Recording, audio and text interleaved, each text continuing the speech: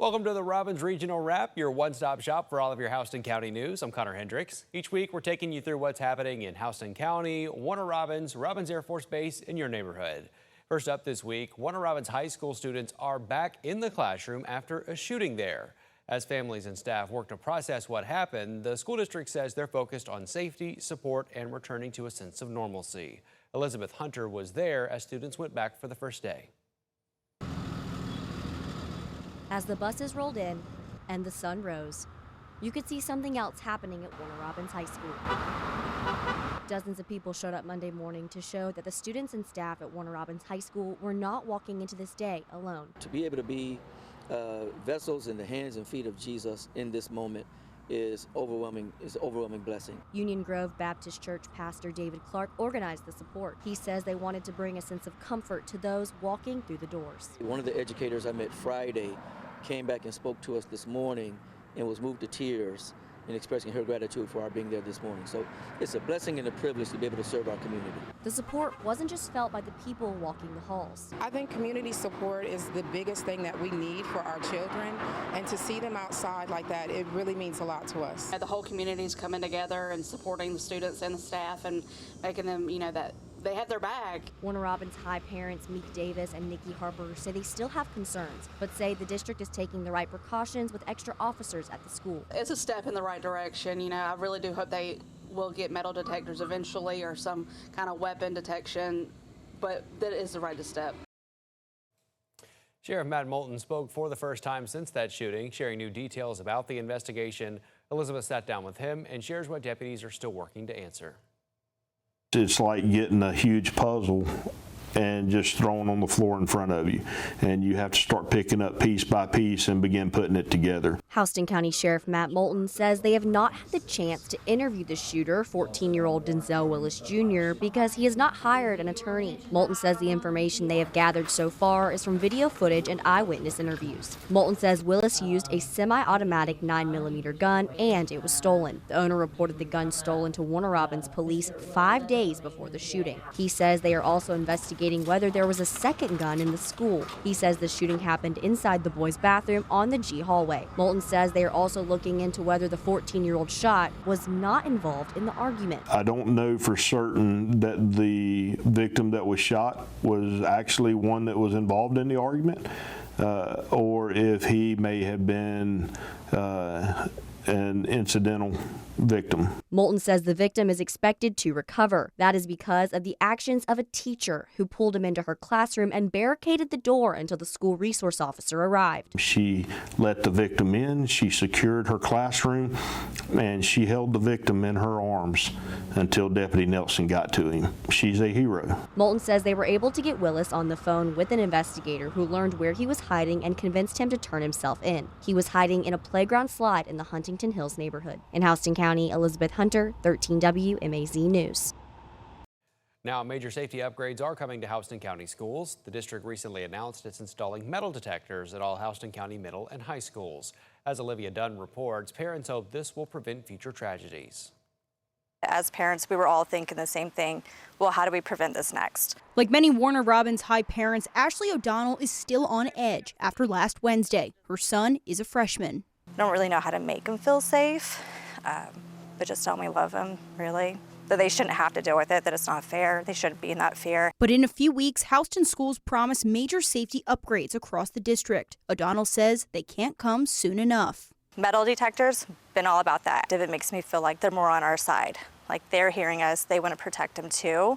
They're treating our kids more like their kids. The technology is coming to all middle and high schools in the district, plus all stadiums and competitive gyms. Each school is also getting a security guard to help run the detectors and for extra security. That includes the College and Career Academy. They did great with acting on, but I don't really want a maintenance plan. I want a preventative plan. O'Donnell says she wants to see more safety measures in the future, like clear backpacks, but says metal detectors are a good start. I mean, you got to start somewhere to start healing, so I feel like it's a good step. O'Donnell says nothing can change what happened last week, but this first step shows students that parents, teachers, and the entire county are fighting to make change and keep them safe.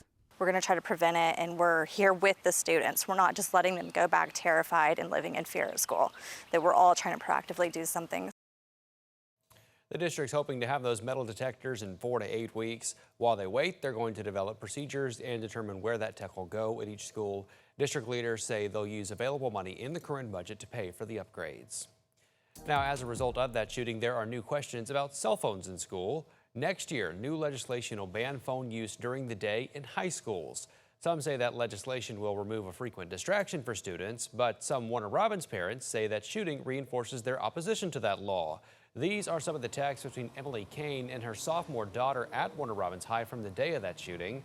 She says her daughter's phone kept them both calm so they could communicate while there was so much confusion. But as Olivia Dunn explains, Kane thinks next year's update needs to change. Those 3 little dots kept popping up on my phone, and I just kept her talking and texting, and that's what helped us get through that time. When the unthinkable happened Wednesday, this was Kane and her daughter's lifeline. From the time that I got the first text message from her to the time I actually was able to get her was 2.5 hours. That's a long time. And I can't imagine how hard it would have been had she not been in contact with me the whole time. Kane worries an incoming Georgia law will cut that lifeline. Next year, Georgia high school students won't have access to their phones under House Bill 1009. Kane says she understands they can be a distraction, but she thinks Wednesday's shooting proves students need to be able to reach their families. If there is another emergency situation like what we had, they're still going to be able to get to them and get to us and contact us. Others disagree. I'm still very affirmative for cell phones not being in the schools. House Representative Anissa Jones covers part of Houston County and voted for the legislation to ban phones. There are definitely distractors against critical thinking. I don't think that the phones being there would have prevented this particular incident. Jones says as a parent, she understands other parents wanting to stay in touch with their students and says there should be more conversations between parents and school leaders to keep communication without phones. But she says she's focused on other questions after this shooting. How did this young person get access to this gun? How are they able to bring the gun into the school? Those are really the questions that we should be really tackling and figuring out some solutions to. As for Kane, she and a few hundred people signed a petition lobbying for state leaders to go back on the bill. She says she's grateful her daughter is safe and for the quick response of law enforcement and school leaders. But she hopes her daughter's phone will still be accessible next year. I think that cell phones belong in schools. I think this is not a one-time occurrence, that it's not a matter of if, it's when the next crisis happens. That bill goes into effect on July 1st of next year. Now, one group is using this moment as a call to action looking to teach teens problem-solving skills. Restoration and Resilience is partnering up with Grace for Eternities to teach young men how to man up. Alex Rondon spoke to that organization about the upcoming event. Last week's shooting at Warner Robins High School involved 2 14-year-old boys.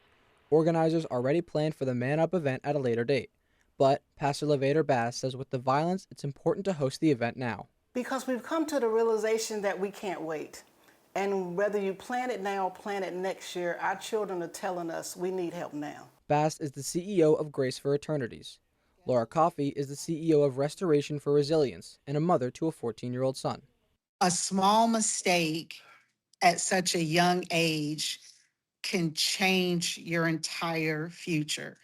She says part of the issue is a lack of understanding of male teens. And we're overprotective of our daughters, but we miss out on our boys. So again, watching my son grow and learn and his friends go through things that a lot of things I myself had no clue. Pastor Bass says the 2 organizations share the same goal. You can be a man without following poor decisions as this young man did a week or so ago.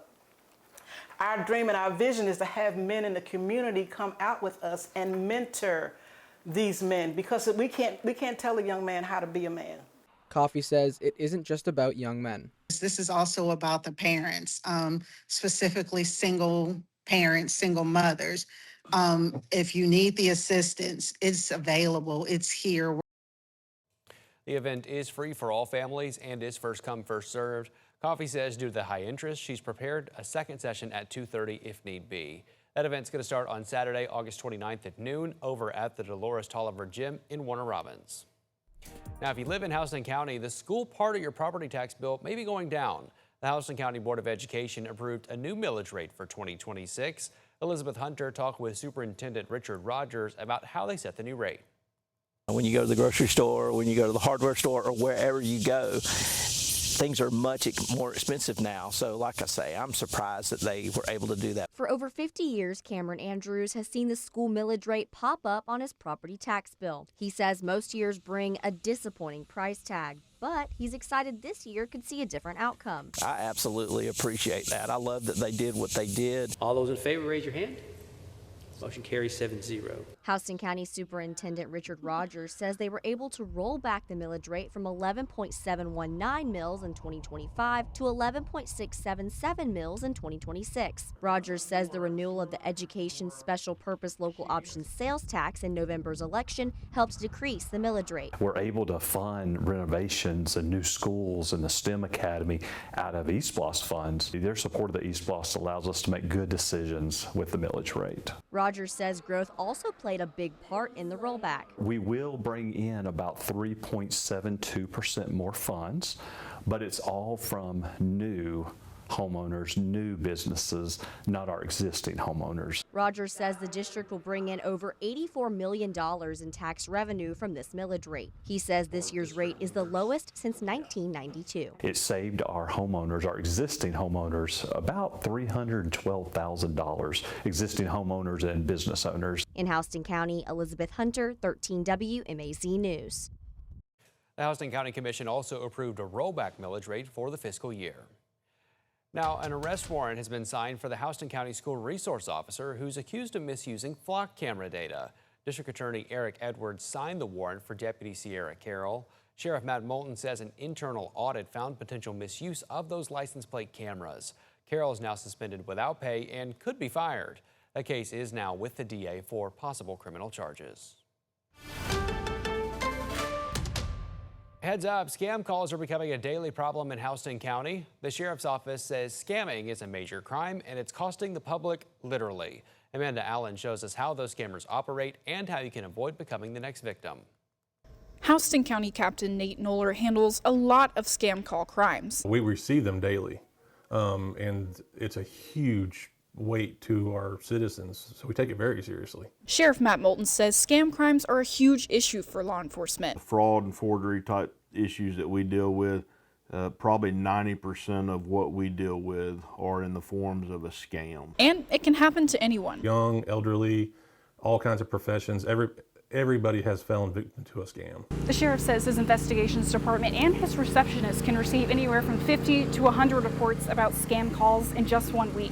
So what does this look like? People receive a phone call and told that they have an open warrant for their arrest for whatever reason, whether it's a traffic violation or they missed jury duty. Scammers may ask you to withdraw thousands of dollars and convert it into crypto to pay the alleged warrant. The sheriff warns once that money's gone, it's gone for good. The banks look at that as you knowingly and willfully withdrew the money, so you lose the money. His department is fighting these common scams with special training too. How to deal with financial institutions, how to track electronic communications, whether it's through apps or through cell phones. They've also contacted banks about these scams. The tellers will ask, are you being scammed? Has someone asked you to come take this money out? And a lot of times it stops the transaction from happening. To avoid becoming a victim, officials say if you're unsure, just hang up. Never feel like it's anybody's waste of time to hang up with somebody or not answer to a text message and want to call the sheriff's office or the police department and verify before you do something. In Houston County, Amanda Allen, 13 WMAZ News. Moulton says he believes scammers have taken millions of dollars from folks in Houston County, and he urges you to immediately call the police if you think you've been scammed so they can start tracing that case as soon as possible. Still ahead, Warner Robins is tearing down 4 buildings downtown, why city leaders are getting rid of them, and what new businesses they hope come in their place. Stay with us.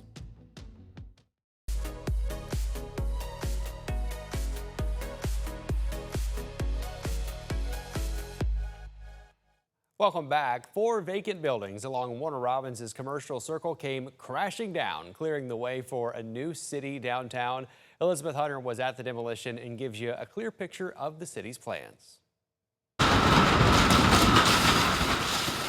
What was a row of buildings in downtown Warner Robins is now a demolition zone. Did end up working there. I became a state inspection sticker person. And that was my first mechanical job after I got out of the Air Force. Bill Carey says the building on North Davis Drive represents the young years of his life, his first civilian job, and where he bought his first set of wheels. It brought back memories. That's a significant thing when a young boy gets his first car.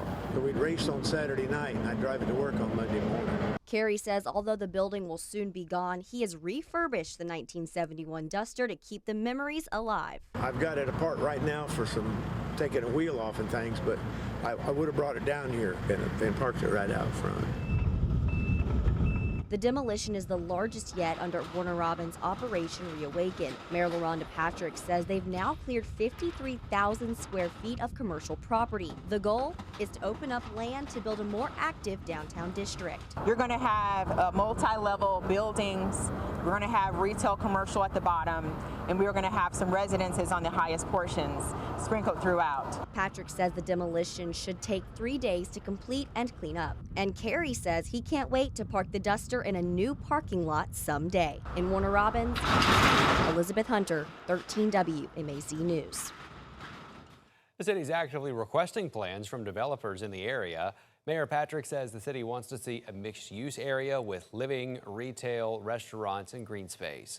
She says they already have their next demolition spot picked out on the corner of Watson Boulevard and South Davis Drive, but they have to wait for more grant funding to get that done.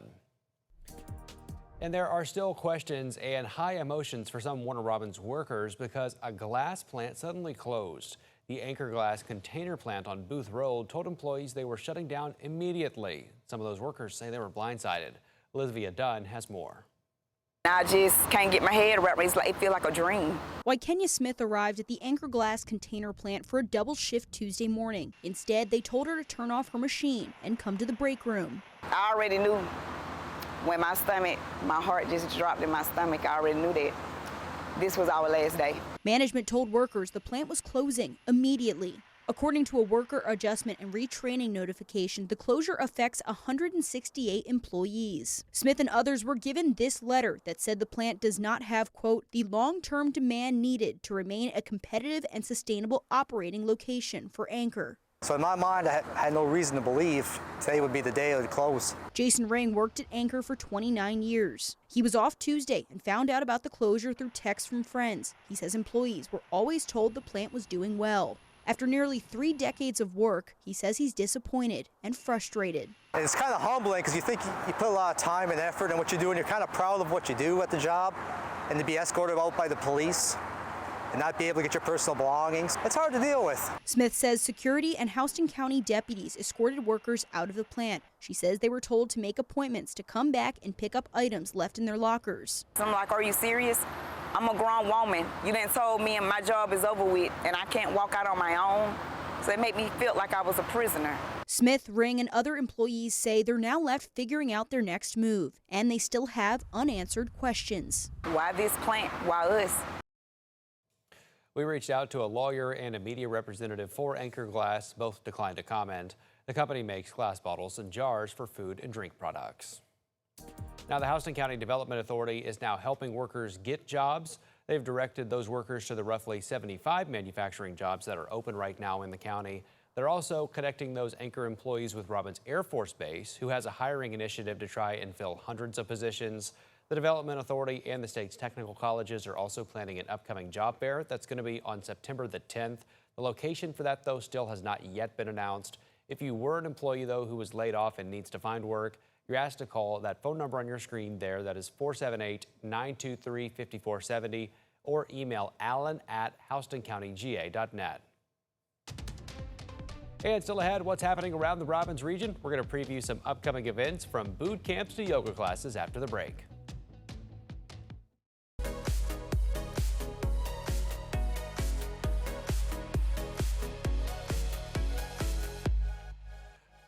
Welcome back. Over the weekend, the Georgia Wildlife Federation's Buck-A-Rama returned to the Georgia National Fairgrounds. People shopped with dozens of vendors, got door prizes, in the annual deer head competition. People also caught retriever demonstrations, snake shows, falconry experts, and other up-close wildlife encounters. Bailey Marlowe runs a booth at Buckarama, and she says she's been coming to the event long before she even started her own business. It's just a great experience all around. They have definitely expanded it in the last year or two, but there's something for everybody here. So even if you're not an avid deer hunter, I'm sure you'll find something that you love. Now, before we let you go, let's go ahead and take a look at what's happening across the Robbins region. First up, the American Red Cross needs your help. For the second time in its history, they've declared a national blood supply crisis. Amanda Allen has the details on one way you can get involved. Did you know that it only takes 8 to 10 minutes to donate blood? Well, as we told you not too long ago, the American Red Cross declared a national blood supply crisis in late July. According to the organization, the national supply fell to 35% in the last month. This is only the second time this has happened in U.S. history. The first was back in 2022, and you can help. If you're able, the Houston County Library in Centerville announced that it's opening a blood drive next Saturday, August 29th from 10:30 a.m. to 3 p.m. If you can't make it out there and you still want to donate, you can go to the American Red Cross website, go to the Find a Drive option, enter your zip code, and find donation locations near you and set an appointment. And heads up in Peach County, officials warn that road work could lead to lane closures and delays starting on Monday, August the 24th. Crews are widening the exit ramp on 75 South that goes to State Route 247. Crews are planning to add a left turn lane, 2 left lanes that is, and a turn lane. GDOT officials ask that you slow down in that area. You can also get updates on all that road work on 511ga.org. Meanwhile, the Mayor's Health Initiative is wrapping up in Warner Robins with just 3 events left. Let's go ahead and tell you about them now. You can head on over to a Burn Boot Camp for Beginner Boot Camp. That's going to be Saturday, August the 22nd. Make sure to bring your water bottle and comfortable shoes. Those classes start at 10:30 over on Russell Parkway. If you missed that event, though, check out a chair yoga class. That's happening at the North Houston Sports Complex on Thursday, August 25th at 6 as well. So a lot of great things happening in the Robbins region. That's going to be a wrap for this week's show. But if you have a Houston County story that you want us to share, email us at news@13wmaz.com. Make sure you come back each week, too, to get all of your Houston County news and stories that matter to you. Thanks so much for joining us.